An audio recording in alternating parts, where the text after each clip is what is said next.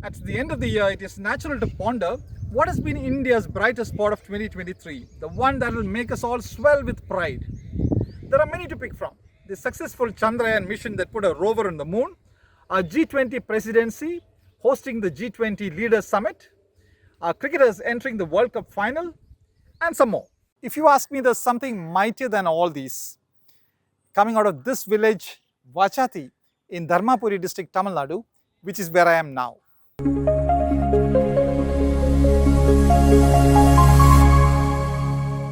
If you haven't heard of the Vachathi village, it's a shame, but this is what happened with this village over the past 31 years. The dreadful case of state atrocity against the villagers and their resolute legal fight against the state, which has reached fruition after 31 years. In short, the case goes like this. On June 20, 21 and 22, 1992, 269 forest, police and revenue officials accused these villagers of hoarding illegally felled sandalwood. Over those 3 days, these villagers were subjected to unspeakable atrocities. Women, elderly and children were beaten up. These houses destroyed and a well was damaged. 18 women were raped, one of them actually a girl. All of this when Tamil Nadu had a woman chief minister in J. Jayalalitha.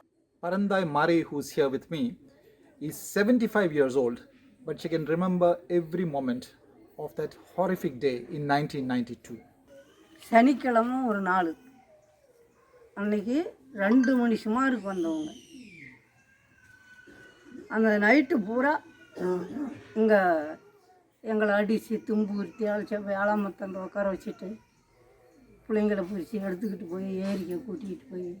The state refused to register a case against its officials and the villagers approached the Madras High Court for a CBI inquiry. The CBI filed a charge sheet in 1996. The wheels of justice moved slowly. The case was tried by a sessions court in Dharmapuri.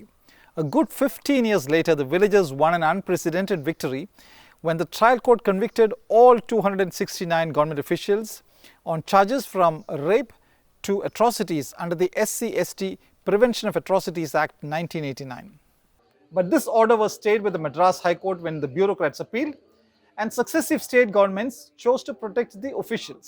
But with their meager resources, the villagers continued their pursuit of justice. And another 12 years later, this year on September 29th, the Madras High Court upheld the verdict of the Sessions Court, which found all accused guilty. 31 years is a long time for justice. During those 3 decades plus, 54 of the 269 accused died. So the remaining 215 have been sentenced to jail terms from 1 year to 10 years. The breakup of the government officials, 126 from the forest department, 84 police officials and 5 revenue officials for a total of 215, and 54 died, the total 269 government officials. I asked P. Dilli Babu, a former MLA and someone who has been in the forefront of the legal battle for the villagers, about the significance of the case. இதுவரை இந்திய நாட்டுடைய நீதிமன்ற சரித்திரத்திலே இல்லாத ஒரு தீர்ப்பை வாச்சாத்தி வழக்கில் நாங்கள் பெற்றிருக்கிறோம். குற்றம் சாட்டப்பட்ட அனைவருமே குற்றவாளிகள். 269 பேரும் குற்றம் சாட்டப்பட்டவர்கள் 269 பேருக்கும் தண்டனை பெற்று தந்த ஒரே ஒரு வழக்கு. 31 years is the best part of a citizen's lifetime, but that's how long these villagers in Vachathi have fought their case against state atrocity. Their victory is all the more inspiring because they are among the poorest of the poor of the country. It is a victory that proves India's democratic pillars are still alive. To prove that, the sacrifice has been entirely taken up by these villagers in Vachathi. The timeline of the case goes like this. 1992, atrocity unleashed on the Vachathi villagers by government officials. 1996, CBI files a charge sheet. 2011, the Sessions Court finds all accused guilty. 2023, the Madras High Court upholds the verdict of the Sessions Court. Prior to their lives being devastated by government officials in 1992, the villagers of Vachathi were leading a peaceful life, doing small-scale farming and cattle grazing. And then those 3 days of horror.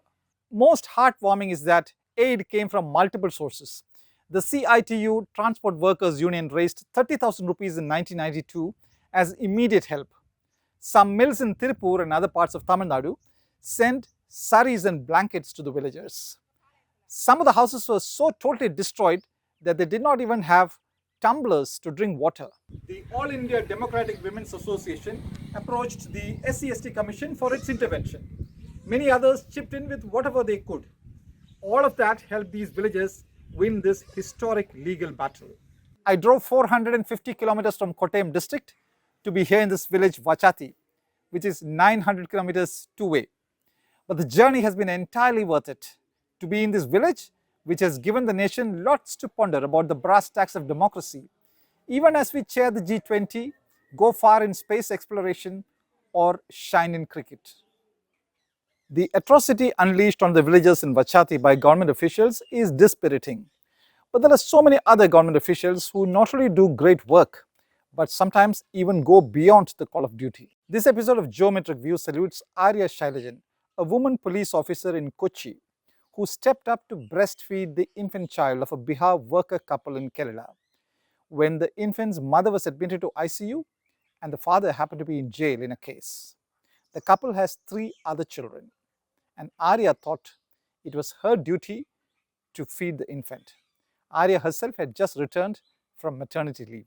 In Vachathi, Kochi, or anywhere else in India, the attitude of Arya Shailajan should be the gold standard for any government official.